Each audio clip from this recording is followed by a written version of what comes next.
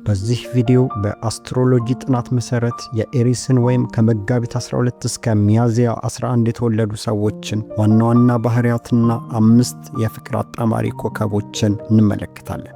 በልጅ የሚመሰሉት ኤሪሶች ወይም ከመጋቢት 12 እስከ ሚያዝያ 11 የተወለዱ ሰዎች ለምንድነው ሁልጊዜ አንደኛ ብቻ መሆንን የሚፈልጉት? በውስጣቸው ያለው ያ የማይጠፋ የእሳት ቃጠሎስ ከየት የመጣ ነው? የኤሪሶች መሪ ቃል እኔ ነኝ ወይም አይ አም የሚል ነው። እኔ ነኝ ያደረግኩት፣ እኔ ነኝ የጀመርኩት፣ እኔ ነኝ የደፈርኩት። ኤሪሶች የኮከቦች መነሻ ተብለው ነው የሚታወቁት። ይህም ማለት ነገሮችን የመጀመር አዳዲስ ሐሳቦችን የማፍለቅና የለውጥ መሪ የመሆን ተፈጥሮ አላቸው። አንድ ኤሪስ ባለበት ቦታ ዝምታ ወይም መረጋጋት አይኖርም። በሄዱበት ቦታ ሁሉ የለውጥ ነፋስ ይዘው ይገባሉ። የኤሪስ ምልክት አውራ በግ ወይም ዘራም ነው። አውራ በግ የሚያጋጥሙትን እንቅፋቶች ሁሉ በግንባሩ እየተጋፈጠና እየገፋ ለማለፍ እንደማይፈራው ኤሪሶችም ልክ እንደዚሁ ናቸው። ሕይወት ፈታኝ በሆነች ቁጥር እነሱ ይበልጥ ይጠነክራሉ። ወደ ኋላ ማፈግፈግ የሚባል ነገር በእነሱ መዝገበ ቃላት ውስጥ አይታወቅም።